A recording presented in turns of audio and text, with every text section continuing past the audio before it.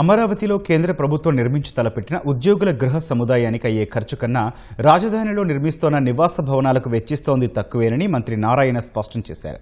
ఉద్యోగుల గృహ సముదాయానికి కేంద్రం చదరపు అడుగుకు చేస్తోన్న ఖర్చు కన్నా అమరావతిలో చదరపు అడుగుకు రాష్ట్ర ప్రభుత్వం చేస్తున్న ఖర్చు తక్కువేనని లెక్కలతో వివరించారు. కేవలం ఐకానిక్ భవనాలకు మాత్రమే ఎక్కువ వెచ్చిస్తున్నామన్న మంత్రి ఢిల్లీలోని పార్లమెంటు, తెలంగాణ సచివాలయంతో పాటు అనేక ఐకానిక్ భవనాలకు ఖర్చు చేసినట్లే అమరావతిలోనూ చేస్తున్నామని తెలిపారు.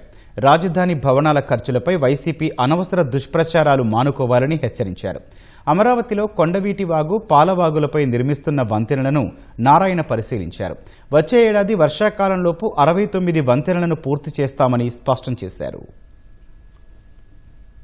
సెంట్రల్ గవర్నమెంట్ ఈ రోజు యావరేజ్ 3,945 రూపాయల హౌసెస్ కి, అధికారుల భవనాలకి 3,945 రూపాయలని యావరేజ్ ఇచ్చిందో, మన హ్యాపీనెస్ తీసుకుంటే 3,395, దానికంటే తక్కువ 600 టెండర్ ఇచ్చాము. జరుగుతా ఉంది బ్రహ్మాండంగా వర్క్. 3,393 పని.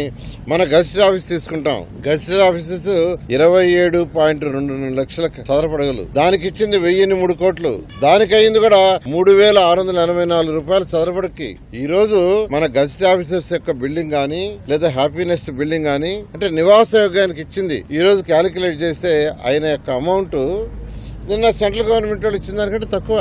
అది చెప్పరు. ఏదైతే ఐకానిక్ బిల్డింగ్స్ కడుతున్నావో చెప్తా. ఐకానిక్ బిల్డింగ్స్ అవుతాయి. డయాగ్రీ టెక్నాలజీ. పార్లమెంట్ భవన్ తీసుకోండి. పార్లమెంట్ భవన్ 16,916 అయింది ఐకానిక్. అదే విధంగా తెలంగాణ సచివాలయం తీసుకోండి, 13,768 రూపాయలు అయింది స్క్వేర్ ఫీట్.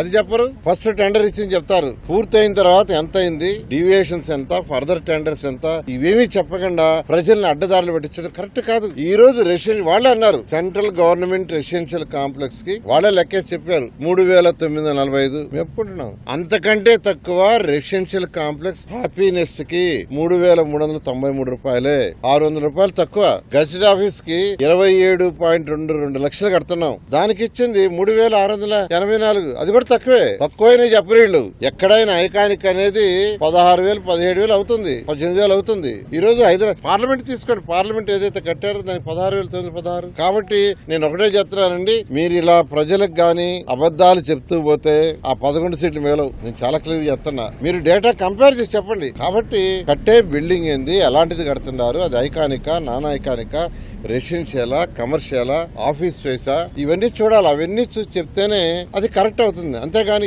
ఏదో ఒకటి బ్లేమ్ చేయాలని చేస్తే ప్రజలు క్షమించరండి. నేను చాలా క్లియర్ గా ఎన్నోసార్లు చెప్పాను. మీరు ఢిల్లీది గానీ హైదరాబాద్ గానీ మీరు మొత్తం డేటా తెచ్చుకోండి. పూర్తి అయ్యేటప్పుడు ఎంత పే చేశారు, కాంట్రాక్ట్ కి ఎంత పే చేశారు, అది యావరేజ్ చేయండి. ఫస్ట్ ఇచ్చిన కాంట్రాక్ట్ మీద దాని మీద చేయడం తప్పు, ప్రజలను తప్పు దావబట్టించడం.